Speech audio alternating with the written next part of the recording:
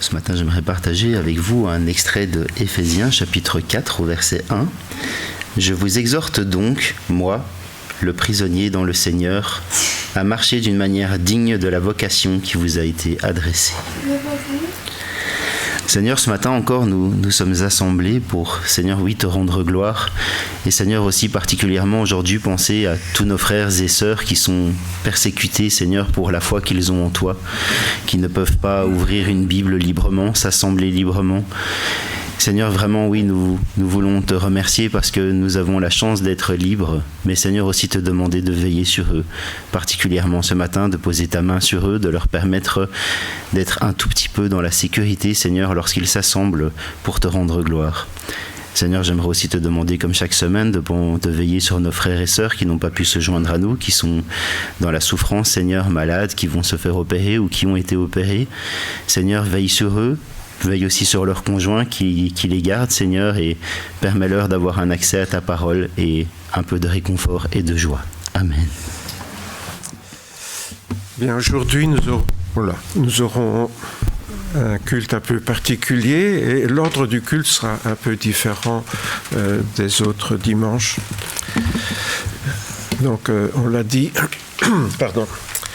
C'est aujourd'hui le dimanche pour les chrétiens persécutés dans le monde. Bon, eux, ils sont persécutés tous les dimanches et même toutes les semaines, mais nous voulons avoir une pensée particulière pour eux, réunir un peu tous les chrétiens qui, en tout cas en Europe, sont préoccupés par les chrétiens qui souffrent à cause du Seigneur.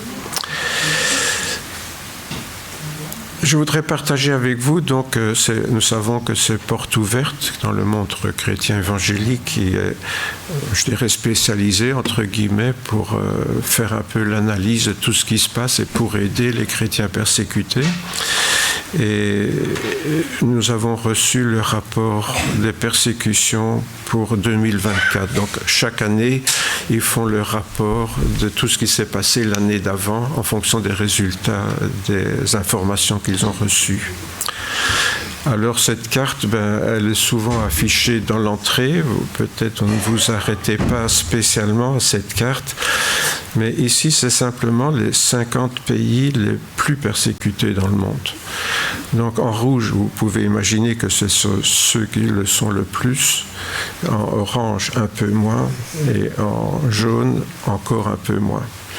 Il n'y a pas beaucoup de pays qui sont tout à fait en blanc. On voit un petit peu l'Europe là au-dessus, hein. Mais à part l'Europe, déjà ici tout ce qui est en jaune pâle, là, c'est aussi des persécutions. J'ai pointé 3 pays. Pourquoi ? Parce que tout à l'heure, nous lirons la persécution. En fait, le culte, c'est eux qui l'ont préparé pour nous. Donc, ce dimanche, j'ai essayé de synthétiser un petit peu tout ce qu'on a reçu d'eux pour ce culte. La prédication, on l'a reçue, donc nous allons la lire avec Françoise tout à l'heure, cette prédication. Mais déjà maintenant, j'ai pointé sur la carte 2 pays.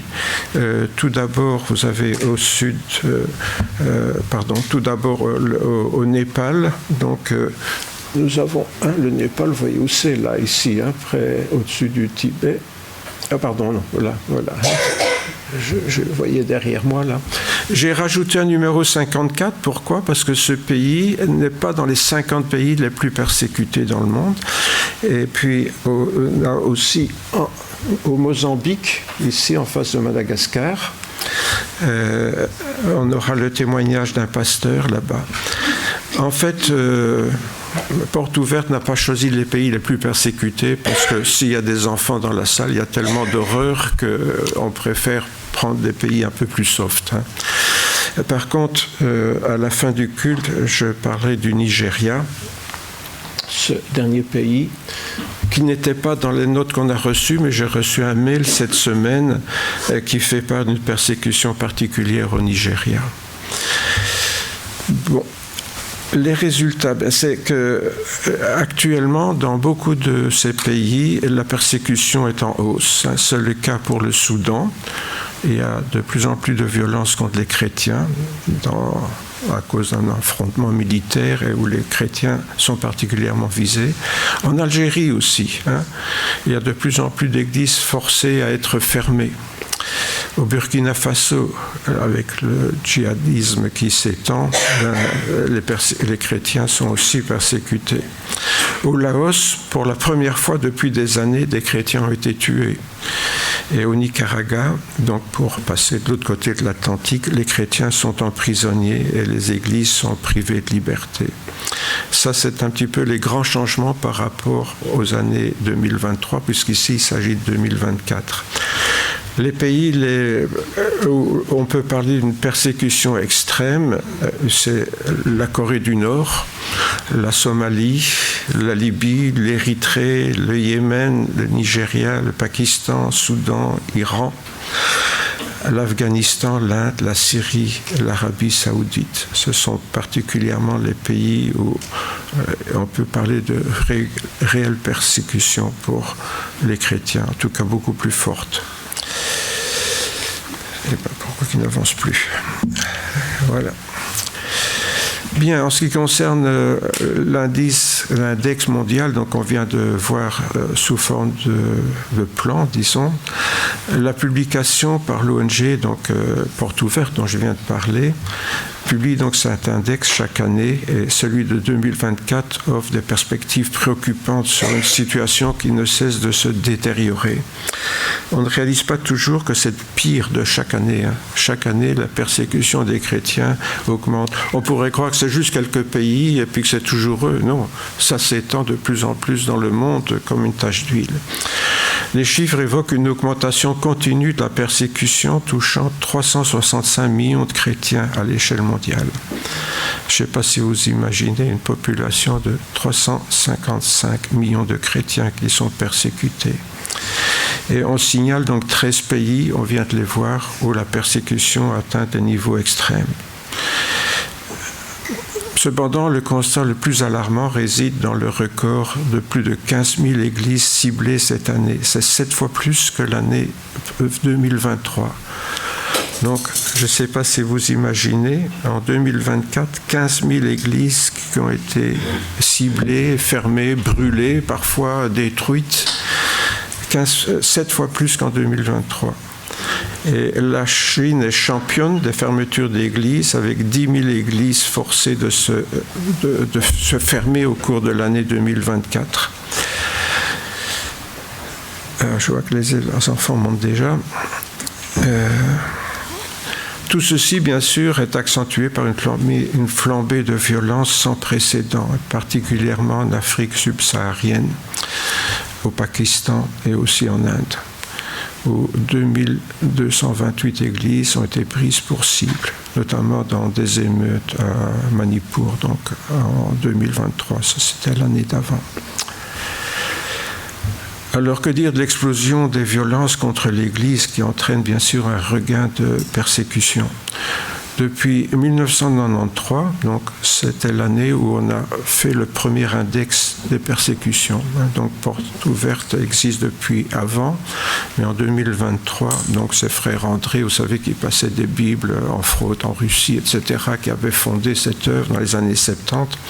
Mais en 2093, donc on a créé ce premier index des persécutions et en fait, il n'a pas cessé d'augmenter. À l'époque, on comptait 40 pays où les chrétiens subissaient de fortes persécutions, contre 78 en 2024. Donc ça a pratiquement doublé en quelques dizaines d'années. Plus précisément, depuis 2014, où ça a été vraiment une mise à jour complète, parce qu'on n'avait pas toujours les informations dans tous les pays. Mais avec Internet et avec les réseaux sociaux, on a de plus en plus d'informations, parce que même les chrétiens qui sont dans l'ombre peuvent communiquer en secret. Donc on constate une intensification progressive. Alors, on avait eu quelques ralentissements les dernières années de l'augmentation. Ça ne veut pas dire qu'il y a moins de persécutions. Ici, on parle de l'augmentation qui a cessé pendant quelques années. Mais les résultats de l'index donc de 2024, de l'année passée, changent complètement la donne, puisque le taux de croissance à persécution a doublé par rapport à l'année précédente. Je ne sais pas si vous imaginez, a doublé en un an. Un nombre record de pays où la persécution des chrétiens est forte, il y en a 2 de plus. Donc il y en avait 76, maintenant il y en a 78. Un nombre record de persécution des chrétiens extrêmes. Donc 13 pays, on les a vus concernés contre 11 l'année précédente, où on parle de persécution extrême. Un nombre record d'églises ciblées en une année, donc 14 766, 7 fois plus que l'année précédente. Je ne sais pas si vous voyez, 7 fois plus d'églises qui sont ciblées, attaquées, détruites, etc., que l'année précédente. Et on constate une augmentation de 7,7% de score de violence sur la totalité des 50 pays. Donc les 50 pays, la violence a augmenté de presque 8% en un an.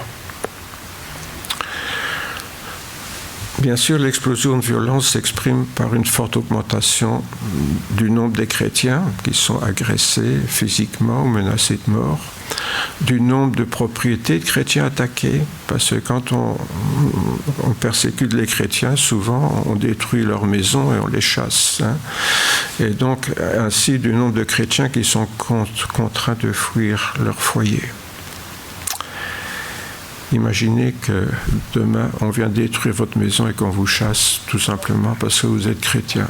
C'est ce que vivent des milliers de chrétiens.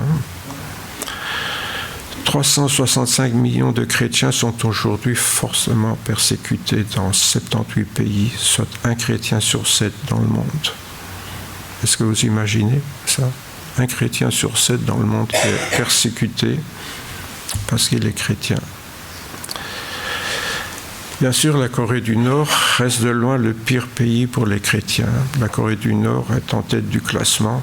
C'est vraiment pas un exploit à glorifier de l'index mondial. Depuis 2002, la seule exception se trouve en 2022 quand elle était à la 2e place. Elle avait reculé d'une place, mais sur 78, donc vous voyez, c'est pas grand-chose. Cette année, elle compte 3 points de persécution d'avance sur le pays suivant, la Somalie, qui n'est pas triste non plus. La Somalie, c'est le 2e pays. La Somalie, vous voyez, c'est la corne de l'Afrique. Cela démontre l'intensité de la persécution des chrétiens en Corée du Nord. On obtient le score maximal dans tous les domaines de la vie quotidienne. Ça veut dire que les chrétiens n'ont aucun espace de liberté. Vous savez qu'en Corée du Nord, ils sont suivis pas à pas avec la reconnaissance faciale. Tout est suivi. Vous êtes même coté par le gouvernement sur la porte de votre maison. Vous avez votre cotation là qui est exprimée. Il n'y a aucun espace de liberté donc pour ces chrétiens et ils sont contraints de vivre leur foi dans le secret le plus absolu. Ça veut dire même pas en parler avec les voisins, rien, pas communiquer par mail, par SMS, c'est le secret total. En général, il est rare que les raids menés contre des églises secrètes soient rapportés à l'international. Les médias n'en parlent pas. Tout ce que nous voyons là, vous avez déjà entendu la radio ou la télé en parler ? Top secret, ça, on n'en parle absolument pas. Cela a pourtant été le cas en 2023 pour 5 chrétiens, là, exceptionnellement, qui s'étaient réunis dans une ferme reculée afin de prier ensemble et qui ont été capturés. La police avait été avertie par un informateur et les attendait. De longues années de travaux forcés attendent ces 5 chrétiens dont la foi a été découverte. Toujours en Corée du Nord, ça. Maintenant, l'extrémisme dans d'autres pays, l'extrémisme islamisme, le régime autocratique, les dictatures un peu partout, et les influences étrangères aussi d'un pays sur les autres. Donc, de ce point de vue-là, c'est les chrétiens d'Afrique subsaharienne qui sont le plus dans la tourmente. Depuis plusieurs années, l'Afrique subsaharienne est la région du monde où le plus de chrétiens sont tués pour des raisons liées à leur foi. On a parlé beaucoup de persécution, mais ça peut être des emprisonnements, etc. Ici, on parle de chrétiens qui sont carrément tués. Donc là, on a parlé de gens qui sont emprisonnés, parfois pendant de longues années, voire à vie, qui sont déportés, dont la maison est détruite, qu'on chasse de chez eux, qui doivent fuir. Mais ici, c'est carrément des chrétiens tués. C'est en Afrique subsaharienne qu'il y en a le plus. Le directeur de l'équipe de recherche donc de Porte Ouverte, Franz Wehrmann, a fait l'analyse suivante. Donc c'est lui qui fait dans son rapport: la menace que représentent les extrémistes islamiques en Afrique subsaharienne a atteint une ampleur qui devrait effrayer les chrétiens de la région. Ceux-ci sont spécifiquement ciblés et particulièrement vulnérables sur un continent confronté au double problème de l'extrémisme islamique et de la montée de l'autocratie. Donc de plus en plus d'islamisme extrême en Afrique et aussi de dictature.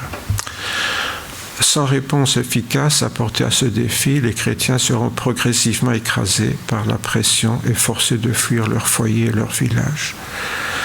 Les gouvernements de la région doivent engager des actions concrètes et fortes pour contrer l'influence grandissante des groupes djihadistes et pour protéger les plus vulnérables, sans quoi des communautés chrétiennes autrefois florissantes risquent de s'éteindre.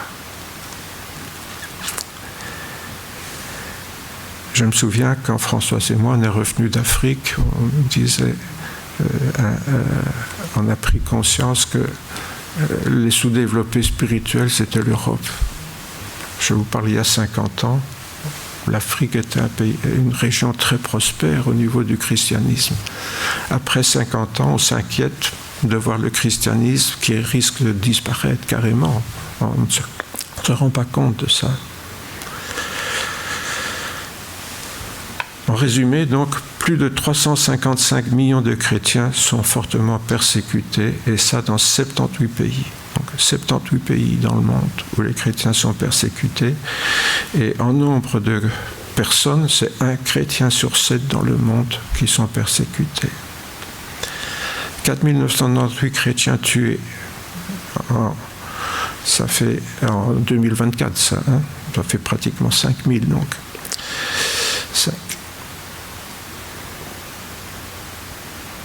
Je ne sais pas si tous les jours, 13 chrétiens, c'est une moyenne bien sûr, imaginez que 13 chrétiens sont tués tous les jours, parce qu'ils sont chrétiens. Quand on songe aux persécutions des premiers siècles avec Néron, il est largement battu aujourd'hui. Cet affreux empereur Néron, là qu'on présente comme un monstre. 14 766 églises ciblées, un nombre record. Aussi presque 15 000 églises qui sont disparues de la carte, 5 000 chrétiens tués, 4 125 chrétiens qui sont détenus, dont plus de la moitié en Inde. On ne croirait pas en Inde. Il paraît que l'hindouisme ou le bouddhisme, c'est des religions paisibles, pas tant que ça. 3 906 chrétiens kidnappés, donc 3 300 au Nigeria. Et au Nigeria, on y reviendra tout à l'heure. Et il n'y a pas que des chrétiens kidnappés, c'est là qu'il y a le plus de morts. Voilà donc une situation qui est vraiment dramatique. Et avant de chanter un cantique, je voudrais prier avec vous et céder la place à notre frère. Seigneur notre Père, lorsque nous voyons tous ces chiffres, on est abasourdi parce que tout simplement on ne s'en rend pas compte. Tout simplement parce que les médias n'en parlent pas, les médias se taisent, parce qu'ils ne veulent pas noircir le djihadiste, parce que c'est mal vu, parce qu'ils ont peur des représailles ou que sais-je moi. Donc on se tait. Et malheureusement les églises aussi se taisent. Les églises oublient ces chrétiens, leurs frères, leurs sœurs dans le monde qui sont persécutés. On se plaint parce que on a un petit bobo, parce qu'il fait mauvais aujourd'hui, qu'il pleut, et on se lamente alors que des milliers de chrétiens meurent ou sont persécutés dans le monde. Seigneur, donne-nous de reprendre pied sur terre et de voir la réalité en face, d'avoir le sens des proportions, d'apprendre, Seigneur, à nous réjouir de tout ce que tu nous donnes plutôt que nous plaindre pour le moindre petite chose. Apprends-nous, Seigneur, ce qui est important et ce qui est le moins. Apprends-nous, Seigneur, à mesurer notre privilège. Apprends-nous surtout, Seigneur, à te glorifier, à te remercier pour le privilège que tu nous accordes dans nos pays. C'est bien de dire qu'on a de la chance, Seigneur, mais c'est plus que de la chance, c'est un privilège extrême par rapport à un chrétien sur 7 dans le monde qui doit payer de sa vie ou de 1000 souffrances le privilège de t'appartenir. Oui, Seigneur, te remercions de faire partie de ces chrétiens privilégiés au travers, Seigneur, d'un monde où ils sont persécutés dans 78 pays.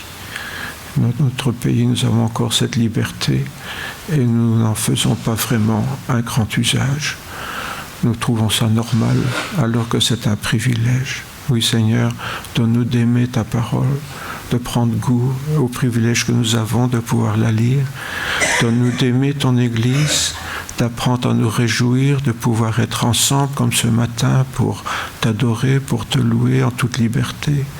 Donne-nous d'apprécier la liberté que nous avons d'aller et de venir sans que personne nous fasse du mal parce qu'on est chrétien. Oui, Seigneur, donne-nous d'apprécier notre privilège avec reconnaissance et surtout d'avoir un cœur ouvert pour tous nos frères et sœurs en souffrance dans le monde. C'est la grâce que nous te demandons, Père, ce matin. Ouvre notre cœur. C'est ce que nous te demandons de faire au cours de ce culte. Amen. Voilà. Lecture de l'Épître aux Hébreux, chapitre 11. Versets 35 à 38. D'autres furent livrés au tourment et n'acceptèrent point de délivrance, afin d'obtenir une meilleure résurrection. D'autres subirent des moqueries et le fouet, les chaînes et la prison. Ils furent lapidés, sciés, torturés. Ils moururent tués par l'épée. Ils allèrent çà et là vêtus de peau de bête, dénués de tout, persécutés, maltraités. Eux dont le monde n'était pas digne, errant dans les déserts et les montagnes, dans les cavernes et les antres de la terre. Je me réjouis maintenant dans mes souffrances pour vous. Et ce qui manque aux souffrances de Christ, je l'achève en ma chair pour son corps qui est l'Église. Réjouissez-vous, au contraire, de la part que vous avez aux souffrances de Christ, afin que vous soyez aussi dans la joie et dans l'allégresse lorsque sa gloire apparaîtra.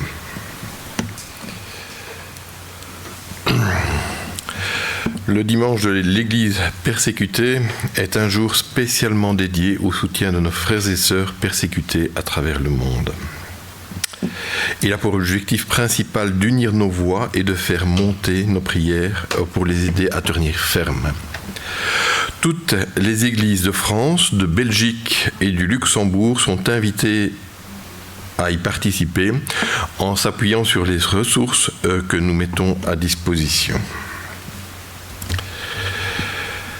Alors cette année, le dossier culte a pour thème « Jusqu'ici, l'Éternel nous a secourus ».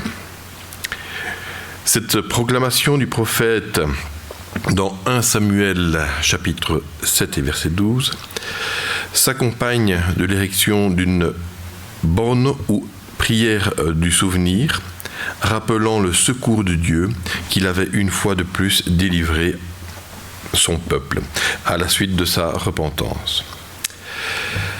Cette fidélité de Dieu à secourir est toujours une vérité aujourd'hui.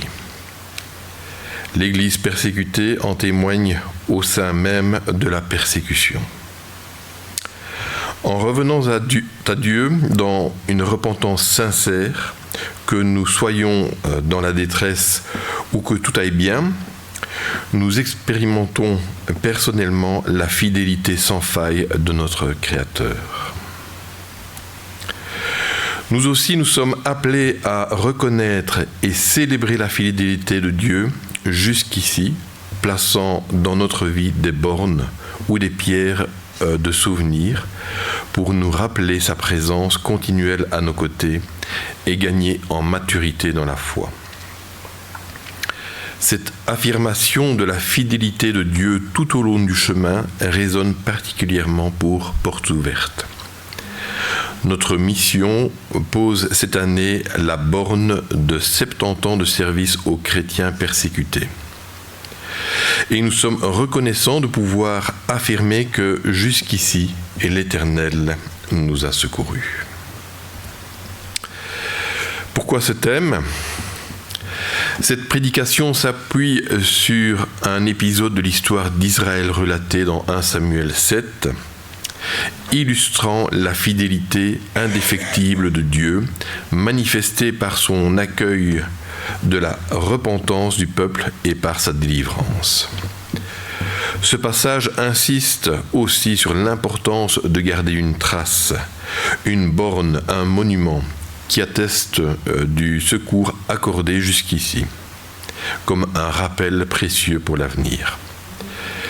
Les chrétiens persécutés dans le monde aujourd'hui donnent à cette vérité une expression toute particulière, dans le sens où ils éprouvent la fidélité de Dieu au sein même de la persécution. Un témoignage et qui ne peut que nous interpeller face à nos propres difficultés. Nous traversons tous durant certaines périodes de notre vie des moments de désert ou de difficulté. Ces moments difficiles d'adversité soulèvent souvent des questions relatives à l'amour de Dieu pour nous. Il peut aussi nous sembler que Dieu soit lointain et inactif à nous sauver. Ces interrogations peuvent nous éloigner de lui et compromettre notre foi. L'histoire du peuple d'Israël et le témoignage de chrétiens vivant sous la persécution peuvent-ils nous aider à décoder les choses ? Que montre l'histoire biblique de la manière dont Dieu prend soin de son peuple ? Serait-il possible que l'amour et la fidélité de Dieu se cachent même au cœur de nos épreuves ? Alors lisons ensemble une histoire de l'Ancien Testament et entendons ce que Dieu veut nous dire.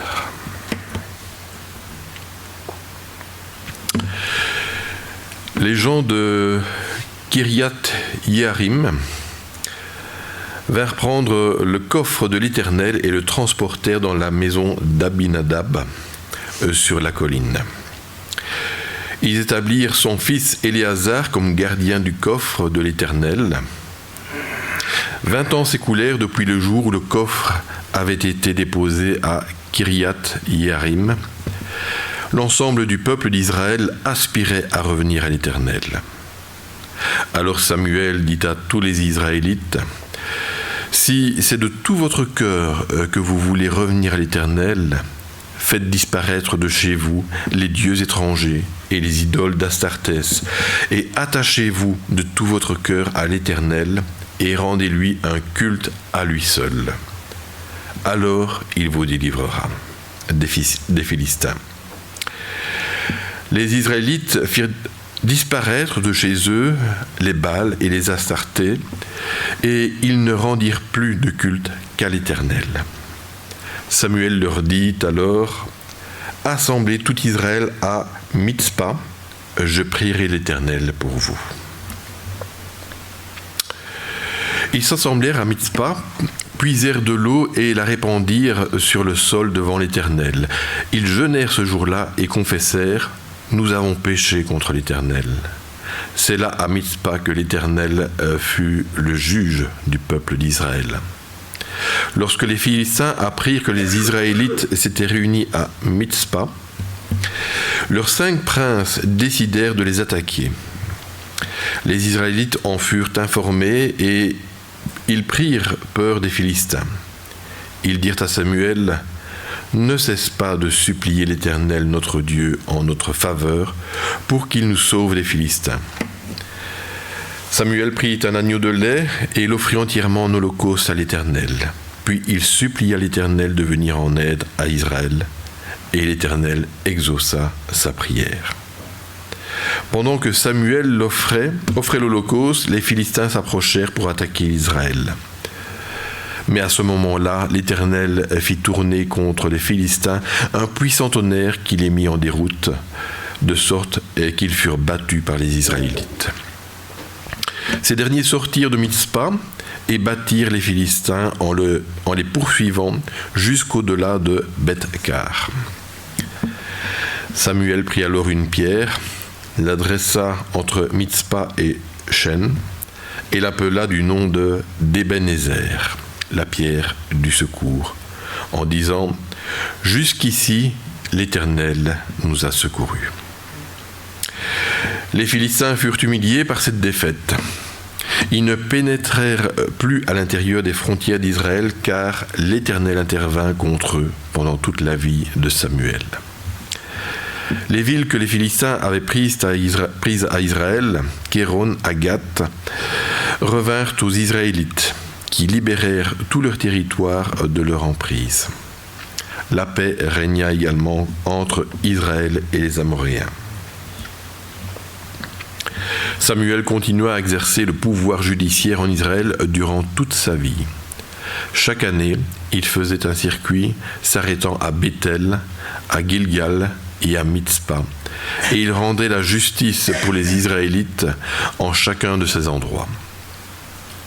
Puis il revenait à Rama où il demeurait. Là aussi, il rendait la justice pour les Israélites. Il avait bâti un autel à l'Éternel. Eh bien, nous revenons donc à ce thème. Jusqu'ici, l'Éternel nous a secourus, et on comprend mieux donc l'image de la borne, là, tout à l'heure, qui est la citation de 1 Samuel. Et on nous invite aussi à réfléchir à 2 Timothée, où il est dit « Si nous sommes infidèles, lui, il demeure fidèle. » C'est peut-être pour nous, ça.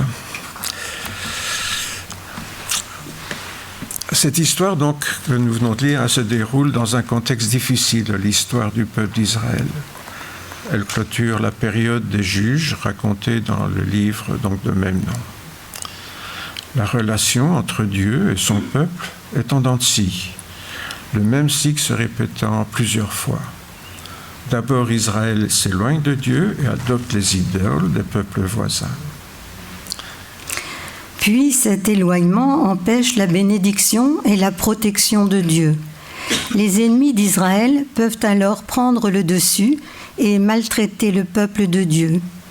Après quoi, Dieu appelle et envoie un homme appelé juge pour ramener le peuple à lui et le délivrer de l'oppression. Puis le cycle recommence quelques dizaines d'années plus tard. Nous lisons donc ici, en quelque sorte, un énième épisode de cette histoire plusieurs fois reproduite.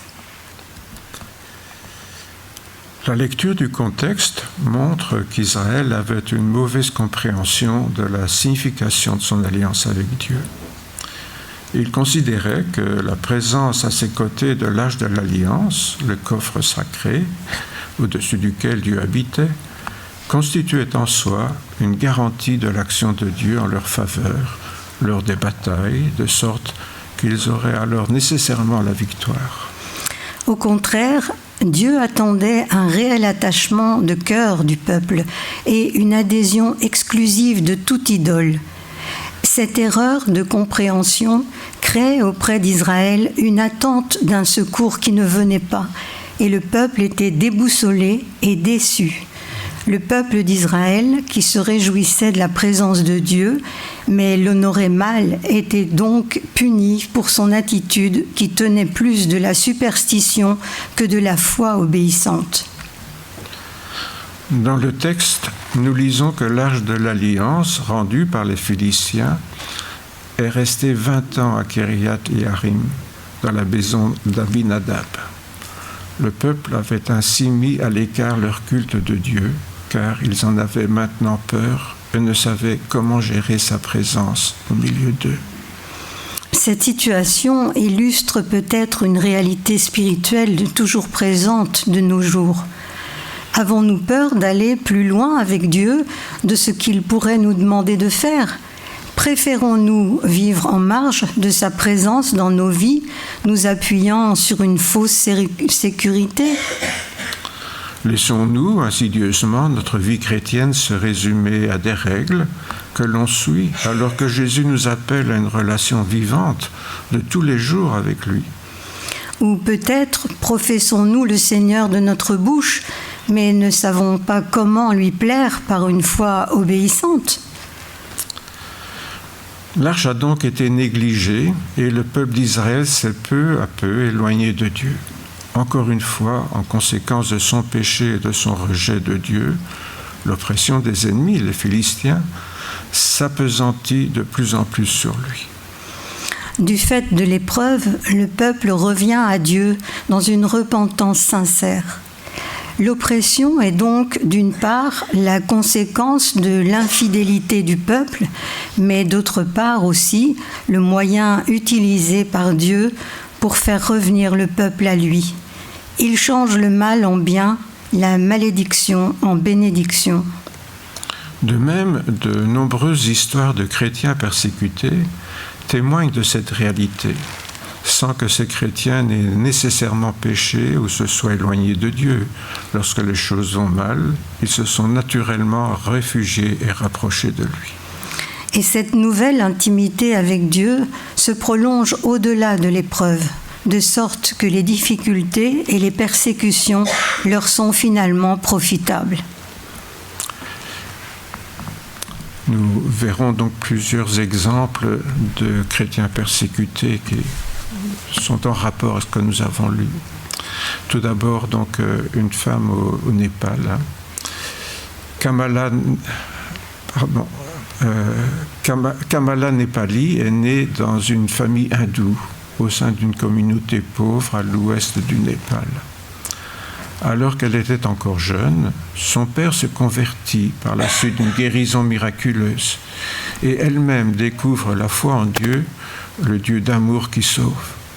Malheureusement, elle choisit plus tard d'épouser un homme hindou qui la détourne progressivement du Seigneur.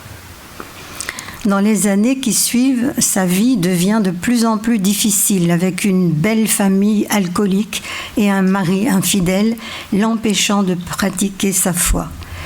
C'est dans cette souffrance, réalisant que ce chaos découle de sa désobéissance, qu'elle se repent de sa trahison à Dieu et revient à sa famille chrétienne et à la foi.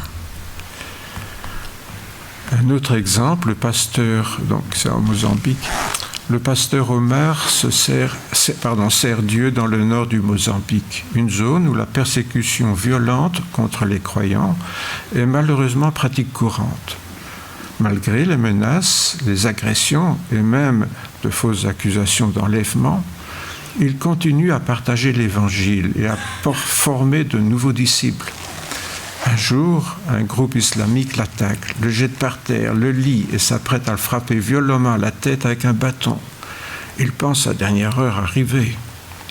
C'est à ce moment précis qu'il vit une expérience puissante de la présence de Dieu à ses côtés.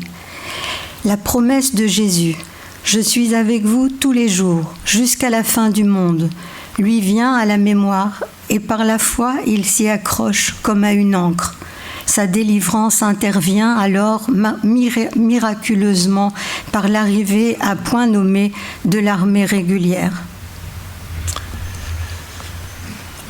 Si c'est de tout votre cœur que vous revenez à l'Éternel,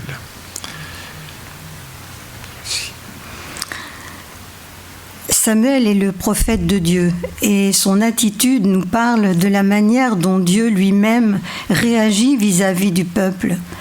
Nous notons une pleine adhésion de sa part lorsque le peuple vient le voir dans une démarche sincère de retour à Dieu. Il accueille le peuple avec joie et lui rappelle les conditions d'un retour réel à Dieu. Samuel dit alors « Assemblez tout Israël à Mitzpah, et je prierai l'Éternel pour vous. » Il est tellement réconfortant de voir que Samuel ne reproche rien au peuple, tout comme Dieu ne nous condamne pas lorsque nous revenons à lui avec sincérité. Samuel accueille leur démarche, les encourage, leur rappelle la volonté de Dieu et s'engage lui-même pleinement dans ce retour vers lui. Ils dirent à Samuel « Ne cesse point de crier pour nous à l'Éternel notre Dieu, afin qu'il nous sauve de la main des Philistins. » Samuel prit un agneau de lait et l'offrit tout entier en holocauste à l'Éternel. Il cria à l'Éternel pour Israël. Lorsque Kamala revient à sa famille et à Dieu, Les choses ne sont pas faciles. Elle doit endurer le divorce et la persécution de son frère qui n'est pas chrétien. Mais elle trouve refuge en Dieu et le recherche de tout son cœur. D'abord hébergée provisoirement dans l'église, elle trouve ensuite une chambre où vivre avec sa fille et reconstruire sa vie. Elle peut témoigner de la bonté de Dieu à son égard, car il lui a fait bon accueil. Les paroles de Samuel montrent la nécessité d'une démarche sincère. Il parle de la réalité profonde du cœur des personnes qui souhaitent revenir à Dieu. Si c'est de tout votre cœur que vous revenez à l'Éternel, ôtez du milieu de vous les dieux étrangers et les Astartés. Dirigez votre cœur vers l'Éternel et servez-le, lui seul. Le Seigneur ne peut se satisfaire de démarches formelles ou liturgiques si elles ne sont pas vécues profondément et en vérité. Il désire que nous manifestions un élan sincère vers lui, une repentance véritable et profonde. Les faux semblants, les gestes et paroles superficielles ne lui conviennent pas. Lorsque nous revenons à Dieu, faisons-le sans arrière-pensée et de tout notre cœur. Le peuple d'Israël est à cet égard un exemple pour nous. Ils rejettent en effet leurs idoles, reconnaissent et confessent leurs péchés et mènent et engagent un jeûne où ils se tournent pleinement vers Dieu en toute sincérité. Et les enfants d'Israël ôtèrent du milieu d'eux les Baals et les Astartés, et ils servirent l'Éternel seul. Samuel dit : « Assemblez tout Israël à Mitspa, et je prierai l'Éternel pour vous. » Et ils s'assemblèrent à Mitspa, ils puisèrent de l'eau et la répandirent devant l'Éternel, et ils jeûnèrent en ce jour-là, en disant : « Nous avons péché contre l'Éternel. » Samuel jugea les enfants d'Israël à Mitspa. Les Philistins constatent un rassemblement du peuple d'Israël et se rangent en bataille contre eux. Cette fois, enfin, Dieu accorde une pleine délivrance à son peuple qui repousse l'ennemi à ses frontières. Cette victoire confirme le bon accueil que le Seigneur a accordé au peuple repentant. Elle atteste du rétablissement d'Israël dans son alliance avec Dieu. Pour commémorer cette victoire et en garder le souvenir, Samuel place la pierre Ebenezer, la pierre du secours, sur le lieu même de la défaite historique que le peuple d'Israël avait subie des années auparavant, défaite qui avait permis à l'oppression de l'ennemi de s'installer durant si longtemps. Enfin, un temps de délivrance et de repos. La pierre posée, Ebenezer, est une proclamation du plein rétablissement d'Israël dans son territoire, mais aussi et surtout dans son alliance avec Dieu. Il va maintenant bénéficier d'une paix durable. Cet happy end illustre ce que Dieu peut et veut faire également dans nos vies. Il souhaite restaurer et bénir chacun dans de nombreux domaines et nous accorder sa paix et sa joie surnaturelle.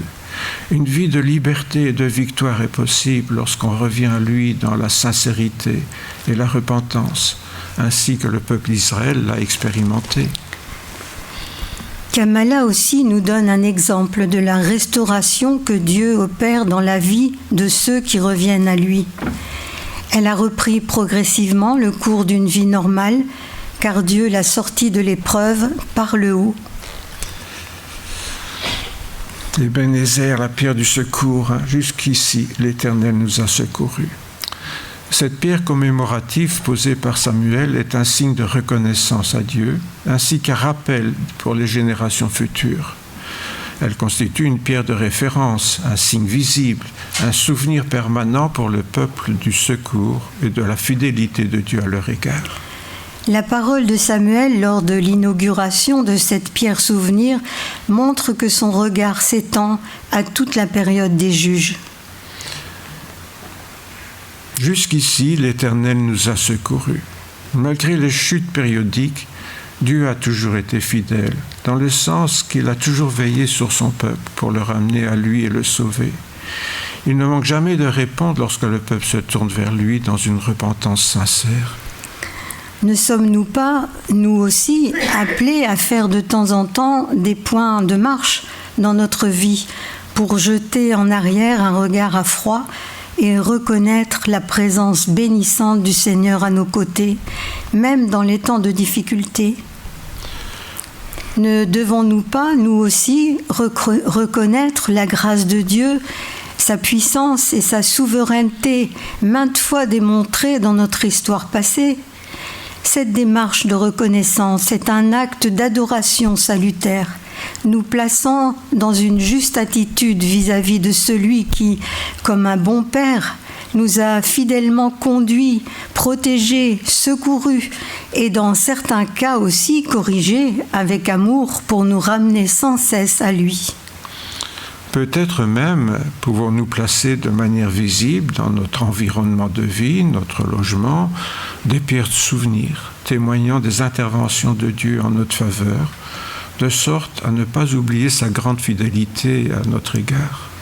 Ces souvenirs sont alors comme autant de témoignages auprès de notre famille ou de nos amis pour faire connaître et honorer la fidélité de Dieu. Lorsque nous considérons la fidélité de Dieu tout au long de notre marche et jusqu'à ce jour, et que nous pouvons dire avec Samuel, « Jusqu'ici, l'Éternel nous a secourus », nous fortifions notre foi et la faisons gagner en maturité. Nous devenons de plus en plus forts pour affronter les difficultés de demain, ayant expérimenté la bonté et la fidélité de Dieu dans le passé, au cœur même de l'épreuve. Kamala partage avec nous son expérience. Quand j'étais jeune, j'allais à l'église, mais c'était juste une routine. Maintenant, après avoir été confrontée à cette situation, je me sens plus proche de Dieu. D'après mon expérience, je peux dire que Dieu nous envoie des épreuves dans la vie pour nous rapprocher de lui. Il ne nous abandonne pas dans les moments difficiles. Il veut que nous dépendions de lui et que nous ayons foi en lui. Il nous aide à surmonter les difficultés. Suite à la persécution, Omer et sa femme sont contraints de déménager. Ils se tournent alors vers Dieu pour savoir s'ils doivent continuer leur ministère. La fidélité de Dieu éprouvée par Omer ayant renforcé sa foi, ils décident de revenir vivre sur les lieux où ils avaient été persécutés afin de continuer sa mission. Nous avons compris que le Seigneur Jésus nous voulait ici à servir les disciples et l'Église de cette région et être la voix des chrétiens persécutés, ceux qui souffrent, ceux qui pleurent, ceux qui passent par des épreuves en raison de leur foi. Maintenant que moi aussi je suis passée par là, je comprends ce que cela signifie réellement d'être persécuté, de souffrir pour le nom de Jésus. C'est quelque chose que le Seigneur fait brûler dans mon cœur.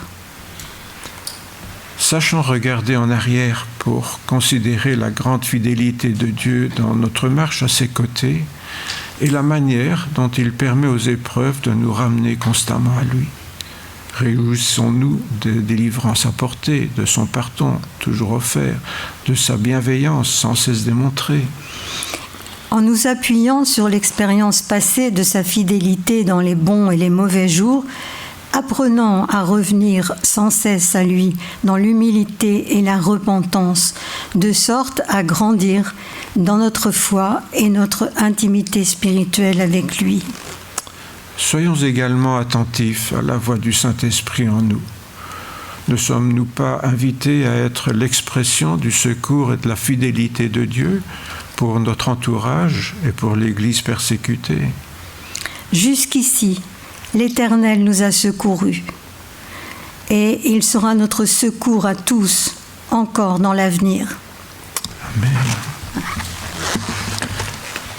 Vous aurez remarqué comment cette prédication met en parallèle ce qui s'est passé pour le peuple d'Israël, ce qui se passe aujourd'hui pour des chrétiens persécutés, et peut-être ce qui se passe dans nos vies au travers de différentes épreuves.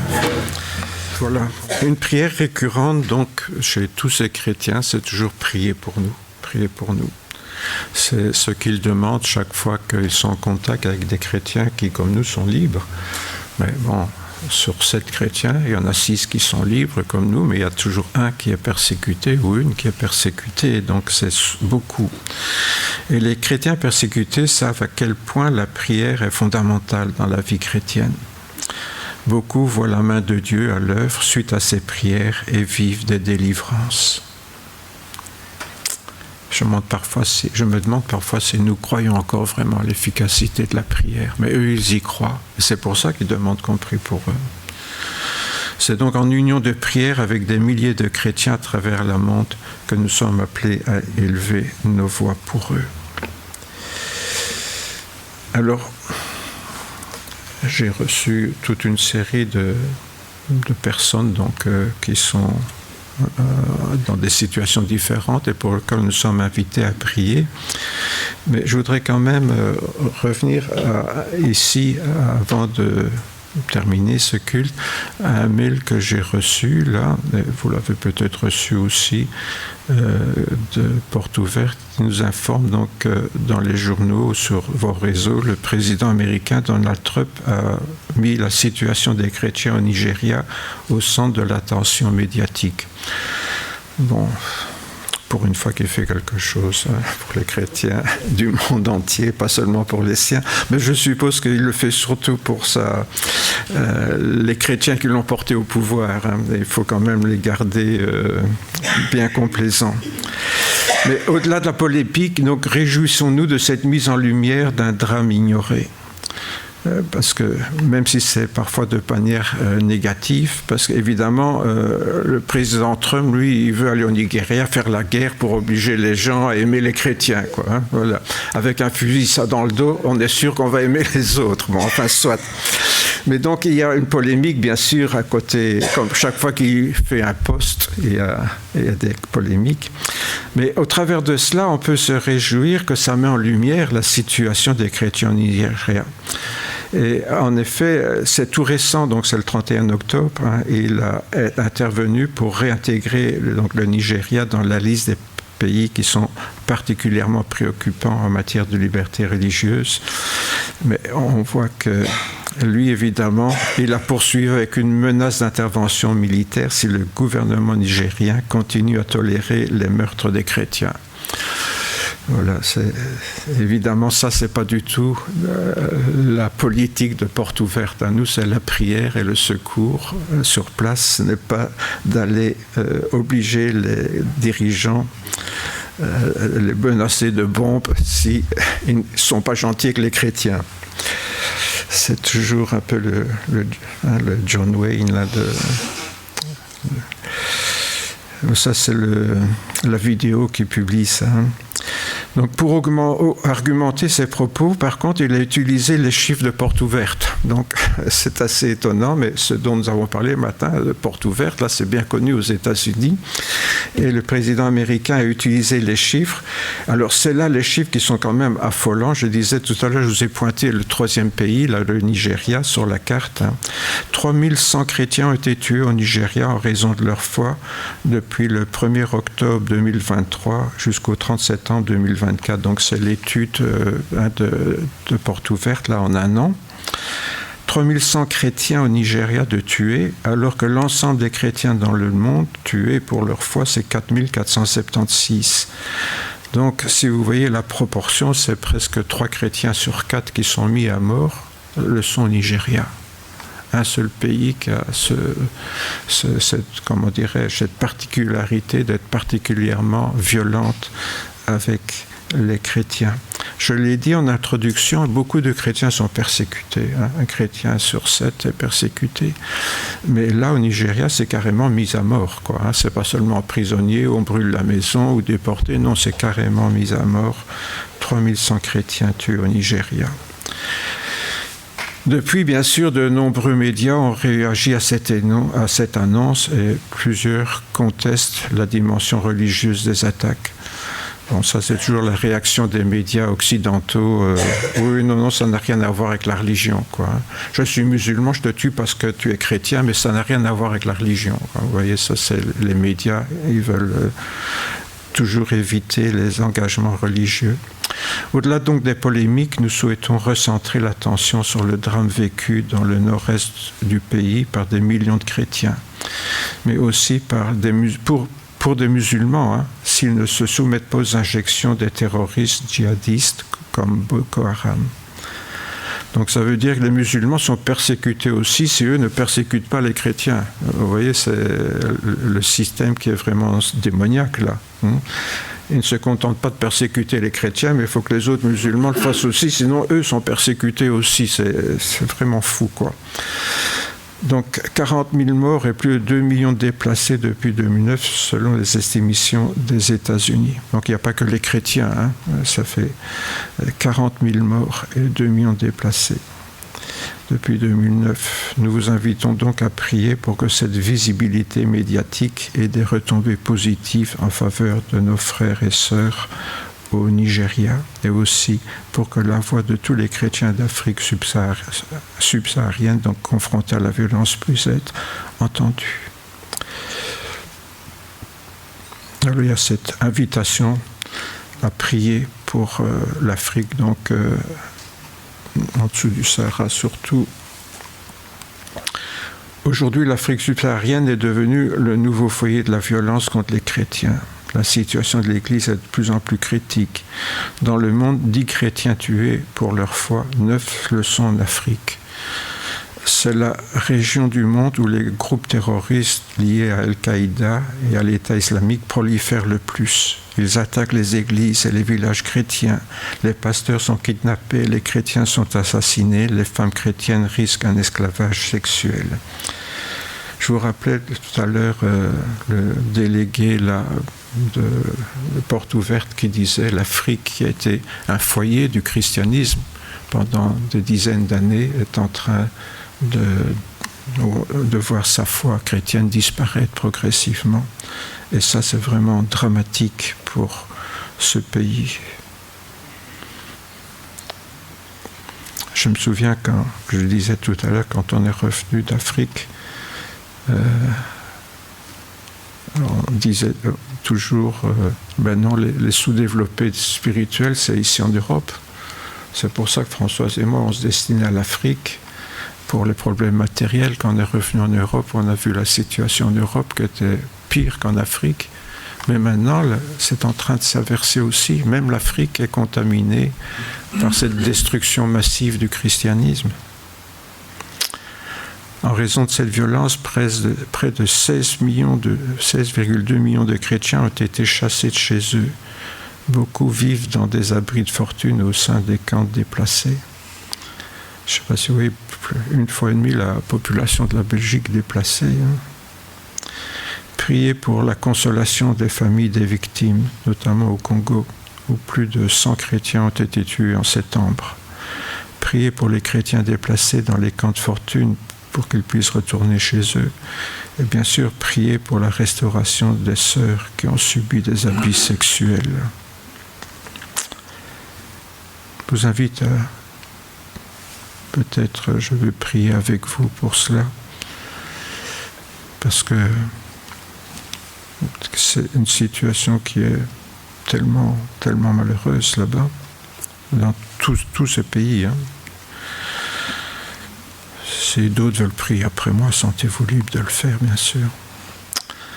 Seigneur, en effet, lorsque nous nous trouvons devant toi ce matin, nous songeons, Seigneur, à tous les chrétiens persécutés dans le monde. Mais tu vois que Porte Ouverte se préoccupe en ce moment particulièrement de l'Afrique où la foi disparaît. Non pas, Seigneur, parce que les chrétiens se refroidissent, mais parce qu'ils sont sévèrement persécutés, mis à mort, tués, déplacés, chassés. Et Seigneur, où tes serviteurs sont mis à mort ou kidnappés. Seigneur, nous voulons te prier, Seigneur, pour tous ces pays où vraiment la foi est en perte de vitesse parce que tes enfants sont persécutés aussi cruellement, aussi sévèrement. Seigneur, te demandons vraiment ta bénédiction sur nos frères en Afrique, dans le monde entier, Seigneur, mais particulièrement là où non seulement ils sont persécutés, mais carrément mis à mort pour leur foi. 9 sur 10 dans le monde qui est tué pour sa foi aller en Afrique. Et Seigneur, nous sommes tristes de voir cela, alors qu'il y avait tant d'églises prospères en Afrique, il y en a toujours, mais que peu à peu elles disparaissent.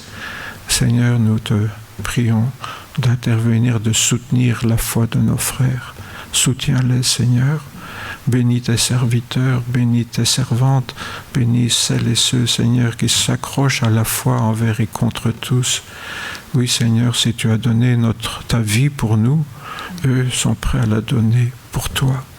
Serions-nous prêts à le faire nous-mêmes ici en Europe?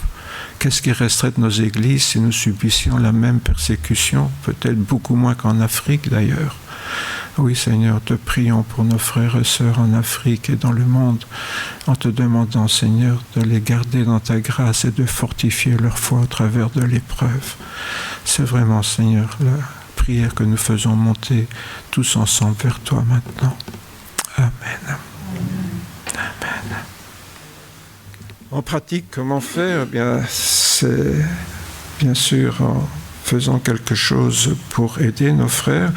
Et ici, ce que Porte Ouverte nous propose de faire aujourd'hui, bien sûr, il y a beaucoup d'autres choses qu'on pourrait faire, mais c'est de pouvoir donner des armes à ceux qui sont persécutés dans le monde pour leur foi. Donnant en référence ce texte d'Éphésiens, c'est pourquoi prenez toutes les armes de Dieu afin de pouvoir résister dans les jours mauvais et tenir ferme après avoir tout surmonté. Lorsque la persécution, nous est-il dit, lorsqu'elle survient dans notre vie, la foi peut chavirer. C'est parfois facile de dire oui, moi je suis chrétien, je le serai toujours, mais si j'étais persécuté, est-ce que je tiendrais le coup? Si on mettait un fusil sur la tête et dire voilà, tu renonces à ta foi chrétienne ou on te tue, peut-être qu'on tiendrait le coup là, mais si on fait ça avec nos enfants et notre femme, qu'est-ce qu'on ferait? Oui. Omar et Kamala sont sortis renforcés de l'épreuve. Vous aurez remarqué, Porte Ouverte n'a pas choisi les choses les plus dures. Kamala n'est pas dans les 50 pays les plus persécutés au Népal. Et au Mozambique, c'est le 39e pays, donc c'est pas encore vraiment les plus persécutés. Les 13, vous savez qu'on a cité, là, ceux-là, alors c'est les plus durs. Mais donc, malgré tout, eux, leur témoignage, c'est qu'ils sont sortis renforcés de l'épreuve qu'ils ont subie. L'une, c'est à cause d'une désobéissance, et l'autre, sans aucune obéissance, mais parce qu'ils voulaient marcher là où le Seigneur l'avait, et ils sont revenus avec son épouse là où ils avaient été persécutés pour continuer leur ministère. Donc face à cette réalité, les séminaires Tenir ferme dans la tempête ont été développés pour affermir la foi des chrétiens et les préparer à faire face à la persécution. Donc c'est Porte Ouverte qui a préparé des petits séminaires et des petits livres aussi à distribuer à tous les chrétiens qui sont en danger d'être persécutés. Donc la formation, elle contient une perspective biblique de la souffrance, des études de cas, une compréhension approfondie du contexte de persécution locale. Ça présente aussi des encouragements à rester unis, à être le sel et la lumière de la terre au milieu des persécutions. Aussi des études de l'exemple de Jésus, des armes spirituelles données par Dieu, ainsi que des réponses pratiques pour être vainqueur face à la persécution. Alors on nous invite à participer à ce projet et de permettre aux chrétiens d'être victorieux lorsque la persécution les touchera de plein fouet. Et donc l'idée, c'est de les aider, Porte Ouverte, à diffuser donc cette formation aux chrétiens. Là, c'est pas nous d'ici qui vont aller là-bas, bien sûr, c'est des chrétiens sur place qui sont formés pour aider les autres chrétiens sur place.